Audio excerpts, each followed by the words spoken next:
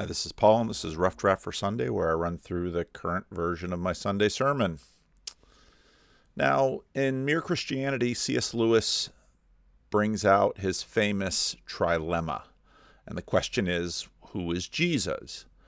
Did Jesus claim to be God? Now, usually it starts sort of in Jesus claims to be God is true or false. And if it's true, then Jesus is Lord. If it's false, he knew it was false, he was a liar, or he didn't know it was false, he was a lunatic. And of course, there's a fourth branch of this, which later people have noted, say, well, maybe it's all just a legend. Jesus, again and again, was declared to be someone with power, a prophet. Oh, who is Jesus? Jesus is a prophet. Well, why is he a prophet? Because a prophet does things like Jesus does, like the miracles of Elisha or Elijah. Now, of course, physicalists out there say, well, there were no miracles because no miracles are possible because of physicalism. They sort of promote the assumption. Miracle stories are merely symbolic embellishments of the story. And, of course, there are lots of miracle stories around the ancient world. And so then the argument is that over time, Jesus fans embellished Jesus' reputation with these miracle stories. Now, one of the things that's undeniable, though, historically about the context is, in fact, the tension and pressures within Judah and the Galilee between the Jewish people and the Roman occupation. Nobody denies this aspect of it. No one denies the religious intensity and the motivation of the Judean culture war that was going on. And last week we read this account of Pilate coming in and wanting to bring in Roman standards, and basically the population of Jerusalem saying, over our dead bodies, and they gave them their necks and basically said, we mean it. If you're going to bring these in, you're going to have to kill us all. That's not a good day for Pilate's first day of work, and so he backs down and basically makes the kind of compromises that all of the Roman governors had to make over that area because, well, they were pretty serious about their religion. Now, this was the popular preoccupation of God's deliverance, of God's holy land and God's holy people from unclean pagan tyranny. And that idea is behind the biblical gospels. That's what's on the mind of the disciples. That's what's on the mind of the people. They're awaiting the restoration of Israel. And you hear that clearly at the beginning of the book of Acts. Before Jesus' ascension, his disciples ask him, now will you restore the kingdom to Israel? And in this light, Peter's actions are reasonable. Peter and Judas were motivated by the same thing that motivated other resistors in the Judean culture war. Peter tries to keep Jesus alive to further his messianic efforts. Peter figures that, well, Jesus must have some plan and he'll get more and more popular, and then what? Then something will happen and the Romans will have to go and Jerusalem will be exalted, and Rome won't be the city that rules the world. Jerusalem will be the city that rules the world. And so then on their way down to Jerusalem, Jesus says, who do people say that I am? Well, many people, we see them in the Gospels all over the place saying, Jesus is a prophet. No, but who do you say that I am? Peter says, you are the Messiah. You're the anointed one, the Son of the living God. You, Jesus, are going to finally make it happen. That's why we left our nets and followed you. That's why you're the most important thing in the world right now. That's why we've laid everything aside, and we, even though you confuse us, even though you scare us, we're on Team Jesus. And then Jesus says, well, we're going down to Jerusalem, where in my messianic mission, I'm going to be stopped by the Romans and killed by them. Peter says, I'll never let that happen. And Jesus says, get behind me, Satan. So in other words, Satan is against this program. But again, if you go back to the temptations in the wilderness, Satan is also for the program of Jesus bending the knee and receiving the kingdoms of the world in the way that Satan rules them now. Judas, of course, had sort of another theory and sort of another plan, and I postulated this a few sermons back. Judas joins Jesus in order to pursue the Messianic movement, just like Peter. Jesus is going to deliver God's holy land and God's holy people from Roman tyranny. Judas has seen Jesus' power, and it's impressive. Well, Jesus has a reputation for a miracle worker. Lots of people note that. So maybe he'll use that power to finally get the job done. But Jesus seems reluctant to deploy this miraculous power in service of the cause.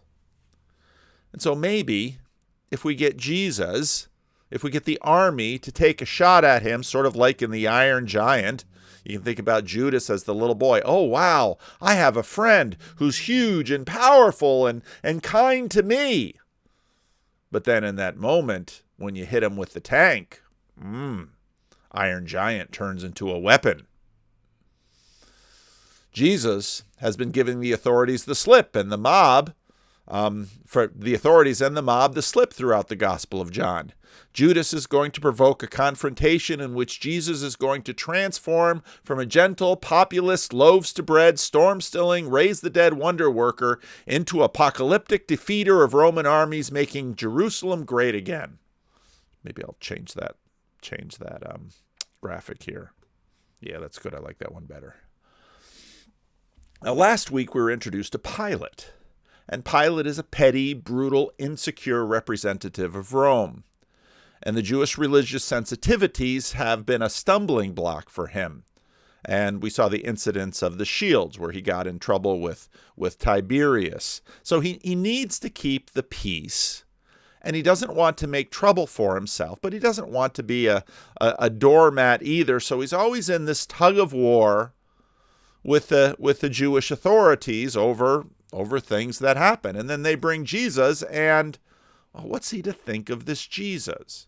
What's he to expect? Jesus doesn't seem to fit into any of the standard categories in Pilate's mind. Now, he's cynical, practical, and wants to appear magnanimous. And Judas is basically an updated version of the name Judah. So there's some representation going there. They want a revolutionary. The sword is all Rome understands.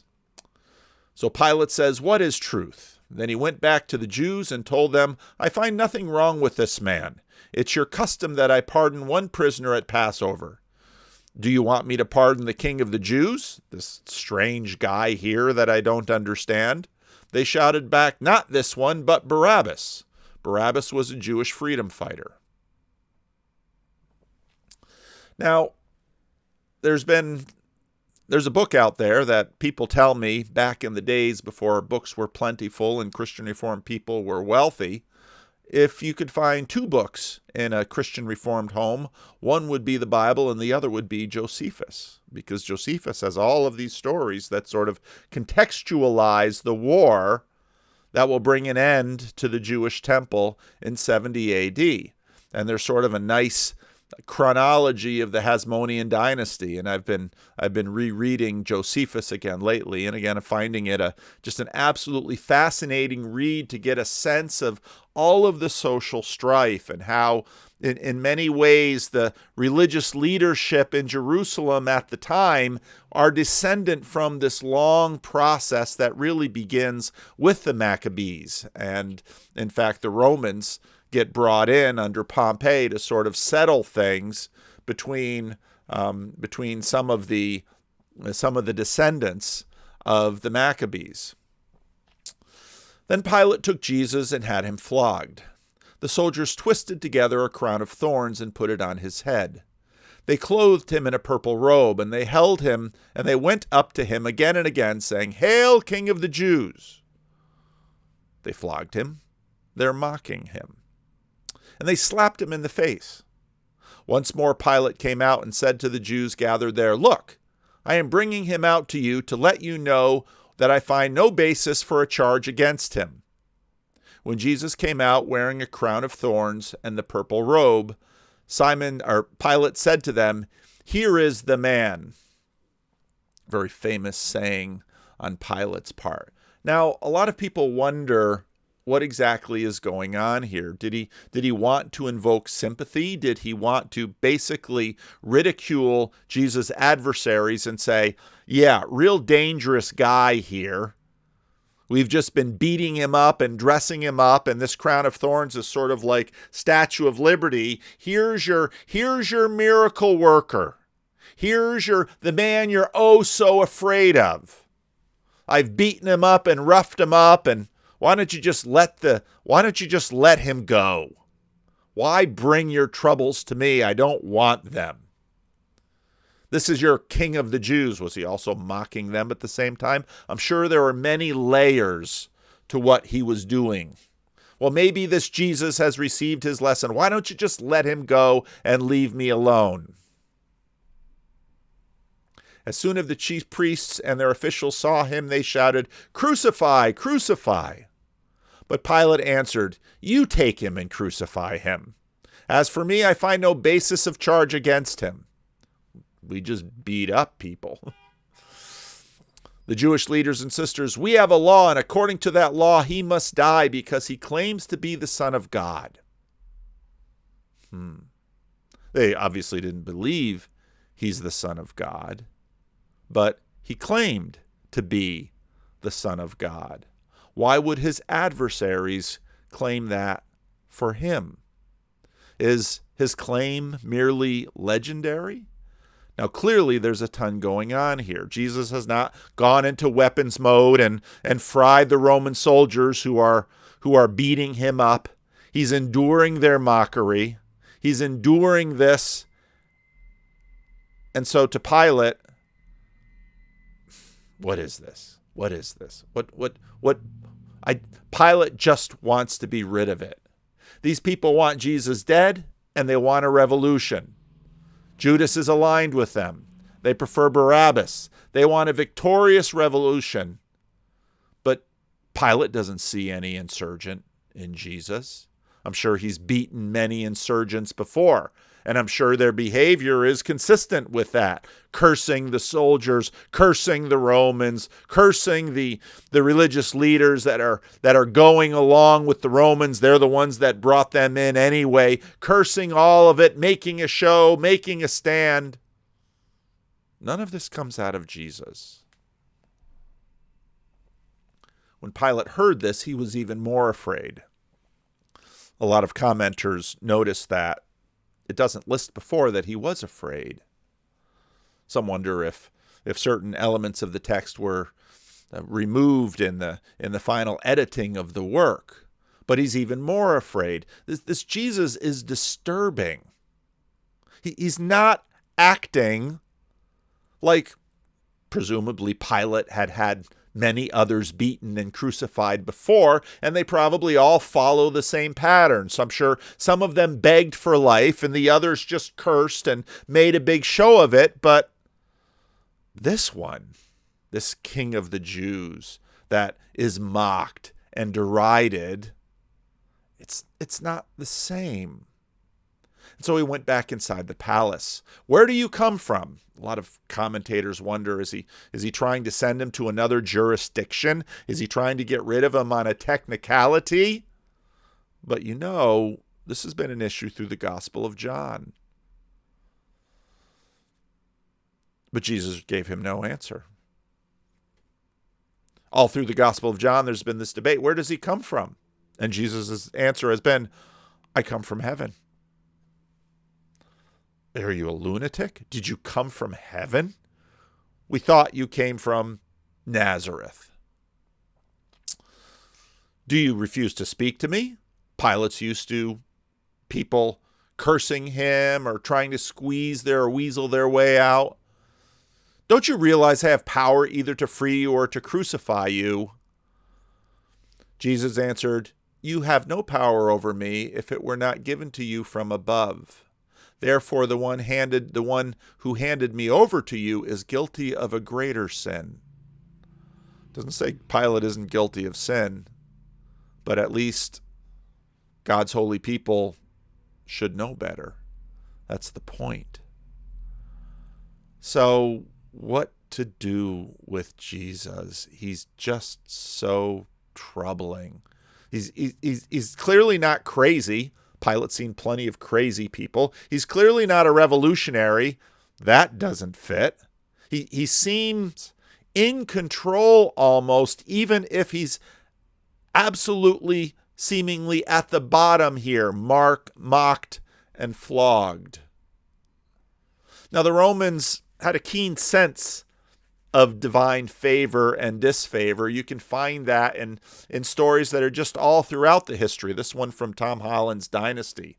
One day, it was said shortly after Livia's second betrothal, a remarkable event occurred. An eagle swooping down over where she was sitting dropped a white chicken in her lap. Even more astonishing, the hen, which was perfectly unharmed, had a sprig of fresh laurel in its beak. The Romans are always looking for signs from above. And that's what makes making this Jesus look so unnerving. An awesome portent, self-evidently. Bird and laurel were both duly removed for safekeeping to a Claudian estate just outside of Rome. Here, the hen produced a brood of chicks, while the sprig of laurel planted in one of the villa's borders sprouted to luxuriant effect. The implication of the episode, as time went by and Livia's hold on Augustus tightened, this is Augustus Caesar, appeared evident enough to most people that she was destined to hold the power of Caesar in a fold of her robe and keep him under her thumb. Then at the end of story, zipping all the way to the end of the house of Claudian, of Nero, and with him the entire dynasty of which he had been the last surviving member. Its extinction came as no surprise to those versed in the art of reading omens. In the villa once owned by Livia, in the laurel grove, stood 4 withered trees. Remember that little sprig? Remember that little hen? Each one had been planted by a Caesar, each one shortly before the Caesar's death had died. Then shortly before Nero's suicide, the tree that he too had planted had begun to wither, and with it, from the roots up, the entire laurel grove. The chickens, too, bred of the hen dropped miraculously into Livia's lap, had all expired. The meaning could hardly have been any clearer. The line of the Caesars was destined to end with Nero, and so it had proved. Pilate is looking at Jesus. He's someone who's accustomed to looking at signs, and what he's seeing in this man, he's not a lunatic. He's not a liar. We're mocking him as King of the Jews. How can we understand this? Dare we kill him?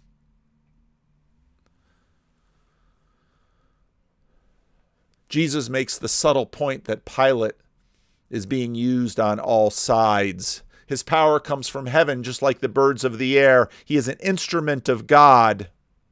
He is also being played by those he wishes to control. Pilate is seen in the light of Jesus and is tested by this light. Will he do justice? Will he do what is politically expedient, even at the cost of an innocent man's life? From then on, Pilate tried to set Jesus free. He's too troubling. Don't touch him. Just get him away. And the Jewish leaders kept shouting.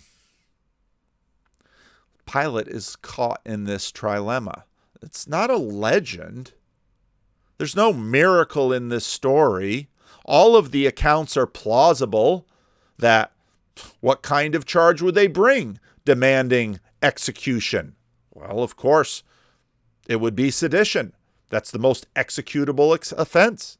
Why would they be upset with Jesus? He's spoken blasphemy. People are upset with Jesus a lot for that reason in the Gospels. That's all plausible. Is he a liar? Doesn't seem to be lying at all. Is he crazy? That kind of crazy we don't see too much. Oh, sure, lots of people claim to be God or Jesus or this or that, but we're pretty accustomed to watching them sort of self-destruct in all these strange ways. This Jesus, you can't at the same time say he's this wise, profound, incredible teacher. Can we dismiss him as a lunatic? Sort of tried that with the crown of thorns and the purple robe. Didn't settle Pilate. Do Jesus' enemies think him a lunatic? People deal with lunatics all the time. In fact, acting the lunatic is what saved David's life when he was over by the Philistines. No, they prefer a real revolutionary, one who is pursuing what all of them really want, in the ways that all of them are accustomed to pursuing it. Can he dismiss Jesus as a liar? That makes no sense. People will lie to save their skin. Jesus would have been lying up a storm to get out of the beating, to get out of the trial. People do that all the time. Pilate and the soldiers are used to that. He's not doing that. If you let this man go, you have no friend. You are no friend of Caesar. Anyone who claims to be a king opposes Caesar. There it is. It's clear. Who is Pilate's Lord? He finds Jesus unnerving like a bad omen. Oops, got to get that right. Omens are tricky things that are often mysterious and ambivalent. Pilate already has been in trouble with his Lord Caesar for not keeping the peace. This is his job number one. Keep the taxes and the peace. That's your job, Pilate. These guys could send a delegation to Rome claiming he released someone who claimed to be the king of the Jews. The charges are clear. There's no historical reason to doubt them. The whole thing makes absolute perfect sense. When Pilate heard this, he brought Jesus out and sat down on the judge's seat at a place known as the Stone Pavement, which in Aramaic is Gabbatha. It was the day of preparation of the Passover. It was about noon. "Here is your king," Pilate said to the Jews. But they shouted, take him away, crucify him." "Shall I crucify your king?" Pilate is laying it on thick. "We have no king but Caesar," the chief priests answered. Finally, Pilate handed him over to them to be crucified. So his soldiers took charge of Jesus. The Gospel of John is always telling us the time of day. It's darkness, it's night. Now it's high noon. It's the brightest time of day, and it's the day of preparation, where the Passover lambs would begin to be slaughtered to celebrate the sacrifice of innocent lambs for the liberation of the Hebrew slaves from Egypt. The sacrifice of the innocent for the nation, for God's holy land and God's holy people. Empire, Egypt, Babylon, Rome, all in full daylight. The truth is there for all to see, and everyone is playing a part. The chief priests are fully complicit in the way of empire and in the way of Caesar. That's the path that they have chosen. And Jesus walks along, alone, in his own path. Jesus' miraculous power inspires his friends Peter and Judas and the crowd to revolutionary hopes. And it troubles others who want revolt but don't trust Jesus. He's got a demon in him, the argument goes. Now, there are very many noble, famous deaths in history. Socrates, of course, by the age of 70, was charged with corrupting the youth. He was a revered, controversial, and at the end considered a dangerous teacher. He could have escaped death. His daimon told him not to flee, and so, of course, he drank the hemlock after he had taught unmolested for decades. If you read the Gospels, it's amazing. Jesus lasted 3 years. The Greeks had all sorts of beliefs, like the Romans. They looked at omens. They went to oracles. They did all of this. They believed in the whole thing. There are no cults of resurrection around Socrates that I know of. Socrates died.